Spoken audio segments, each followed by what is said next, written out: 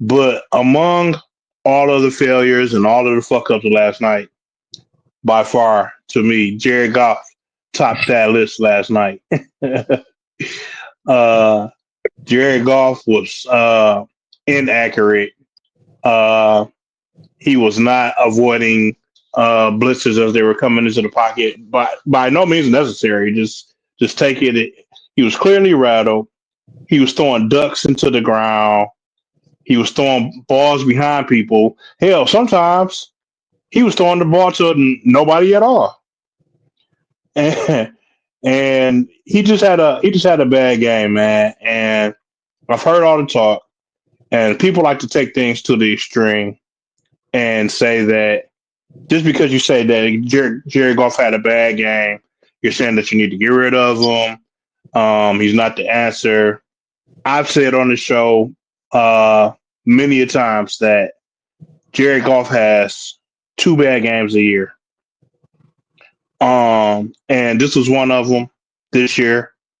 I feel fortunate that the bad game was not him turning the ball over four times a game this year. So we got one of them out the way, and the offense has got to be better, man. What are your thoughts on the game, man? I have so many thoughts on this game.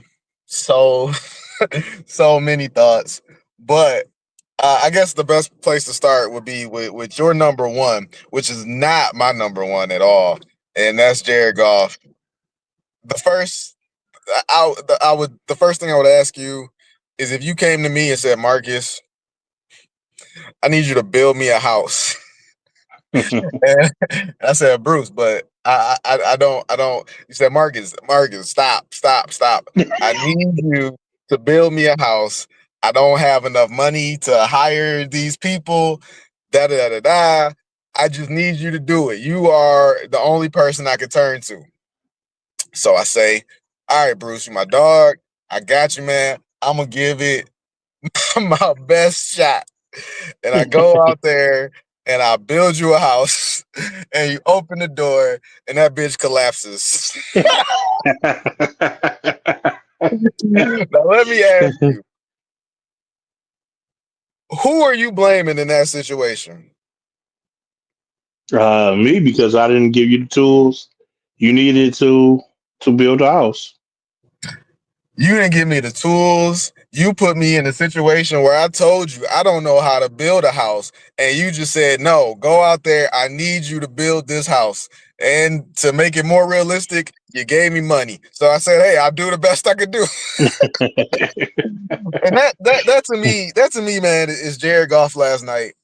On paper and statistically, I love my stats. Jared Goff had an awful statistical night. He was like 14 of 37. Um, he threw one touchdown. He threw one pick. Last night was the first time off the top of my head.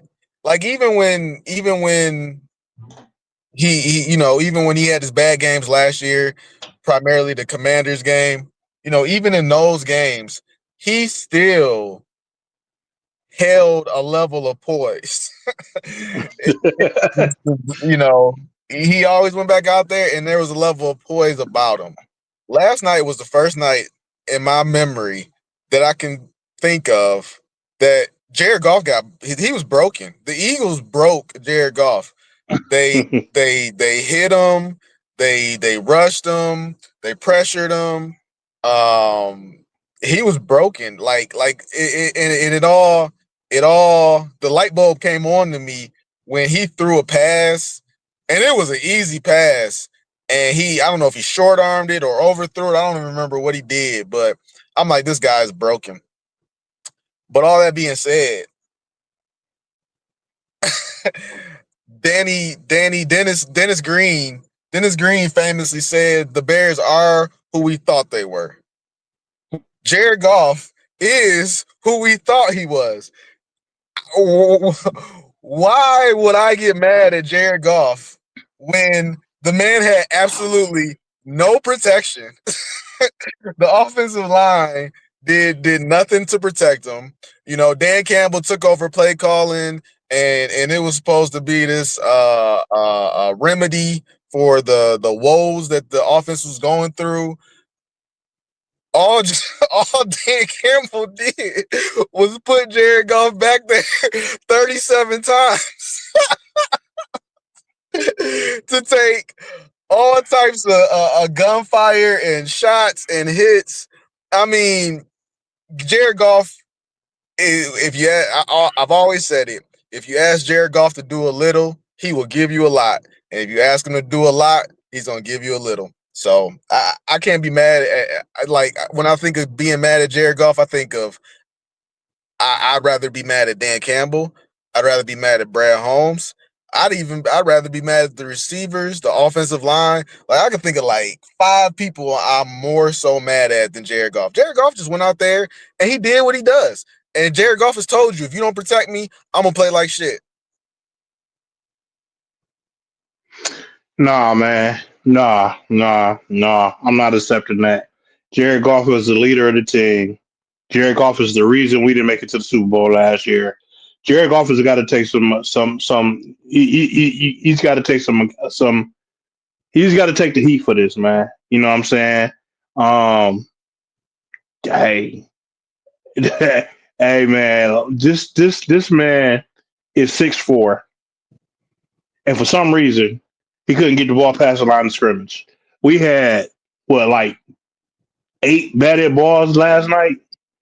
Duh. You 6'4". Why are you throwing the ball so low? Um, 6'5".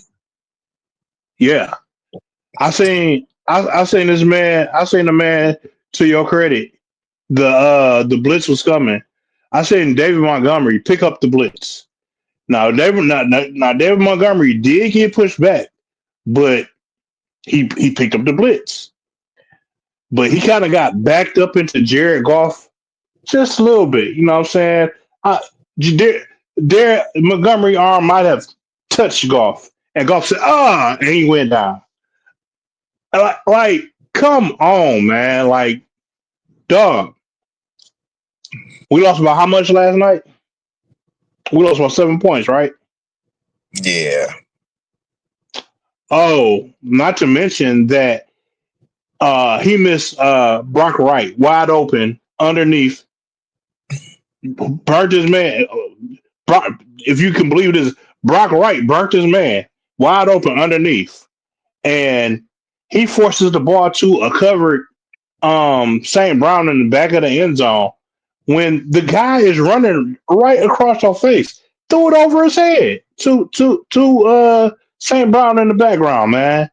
No, man. No, you got to do better. You're a leader of the team. I expect more from Jared Goff because I didn't.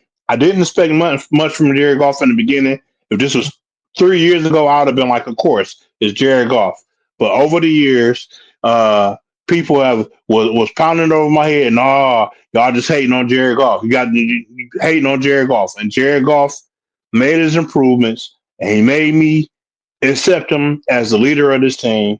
And he did. And when it came down to it, all I wanted to see was Jared Goff be the guy that we all see when he's playing these low life bad teams, and we wanted to see him do it against a good team. And the first opportunity he got to do it against a good team, he folded. Jared Goff played in a similar fashion in the first game of the season against Green Bay Packers. And I was with you. I was in your shoes. I said that was a bad loss, but I need to see more from Jared Goff. And then fast forward to today, and now the roles are reversed. And I'm saying that you know, uh, you might have been right. I don't remember. I don't remember what your retort was, but your basis was this isn't the game that we should blame on Jared Goff. And that's where I'm at today. I'm saying that this is not a game we should have blamed on Jared Goff because, again, coaching. the number one apology that you hear from every coach in the media is I got to put my guys in the best position to win.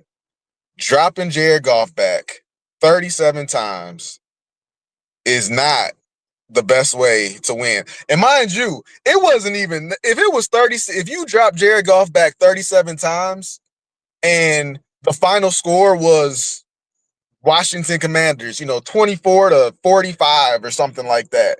Okay, you in a shootout. The final score was 9-16, and you dropping this man back 37 times in a damn tornado, blustery winds, can't kick field goals, can't throw the ball, can't get time. His hands are cold. He's got his gloves on, and you just keep sending this man out there to throw the ball again. I look and say, where was the coaching in that scenario? Detroit